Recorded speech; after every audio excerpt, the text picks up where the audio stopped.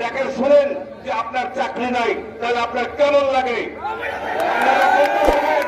এই যে আমাদের এই 40,000 যে শ্রমিক কর্মচারী এসেছে, শুধু শ্রমিক কর্মচারী না, এখানে বাড়িওয়ালা আছে, এখানে ভ্যানওয়ালা আছে, এখানে অটোওয়ালা আছে, এখানে ব্যবসায়ী আছে। এই জন্য আজকের এই জনসভাতে রূপান্তরিত হয়েছে। আপনারা আজকে আমাদের এই শ্রমিক কর্মচারীদের যদি সাহায্য না করেন তাহলে আমরা কোথায় যাব? আপনি কিছুদিন আগেও শ্রম উপদেষ্টা, বাণিজ্য উপদেষ্টা, বাংলাদেশ ব্যাংকের গভর্নর মহোদয় বলেছিলেন ব্যক্তির জন্য কোনো প্রতিষ্ঠান বন্ধ হবে না, কোনো লে অফ হবে না, ভ্যাকসিন তো চলবে। তাহলে আজকে কেন লে অফ? আমি আপনাদের মাধ্যমে আমি সেই সমস্ত আপনার সমন্বয়কদের বলতে চাই, আমি সমন্বয়ক সার্জিস আলম, আমি সমন্বয়ক হাসনাত আব্দুল্লাহ, আমি সমন্বয়ক হান্নান মাসুদ, এই আপনাদের এই মিডিয়ার মাধ্যমে বলতে চাই, এই লক্ষ লক্ষ জনগণকে আপনাদেরকে চোখে পড়ে না? আপনাদেরকে বলা হয় না যে এরা মানুষ? আমাদেরকে কি আপনাদের ফ্যাসিস্ট মনে হয়?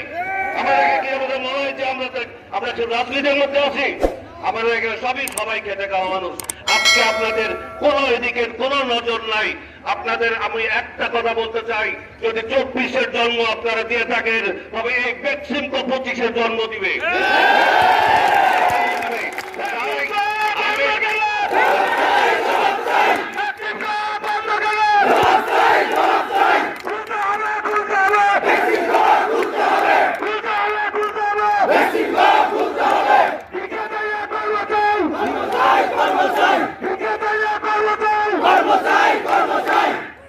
আমাদের যারা ঊর্ধ্বতন কর্মকর্তা আছে, আমি যতদূর জানি আগস্ট মাস থেকে প্রতিটা দিন আপনাদের এই প্রত্যেকটা উপদেষ্টা ব্যাংকে সবার কাছে দাঁড়ে দাঁড়ে ঘুরছে শুধুমাত্র আমাদের এলসি খুলে দেওয়ার জন্য।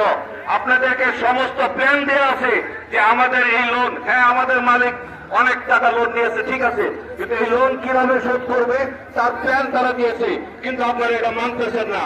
আপনারা যদি আপনাদের এলসি যদি না খোলেন আমাদের টাকা আমরা কেমনে শোধ করবো? আমাদেরকে সময় দেন, আমরা আপনাদের সব টাকা শোধ করে দেবো। এই কর্মকর্তা কর্মচারীদের যদি রাস্তায় নামিয়ে দেন এই দায়ভার এই আমাদের কেউ নেবে না, এই দায়ভার সমস্ত প্রশাসনের কাছে চলে যাবে। আমরা গত 14 তারিখে যে মানববন্ধন করছি, শান্তিপূর্ণ মানববন্ধন, এটা আপনারা আমলে নেন নাই। আপনারা আজকের যে জনসভা হয়েছে এই জনসভা তো আমরা করতে আসি নাই। আমাদের আজকের থাকার কথা ছিল মেশিনের পাশে, আমাদের কথা ছিল শিপ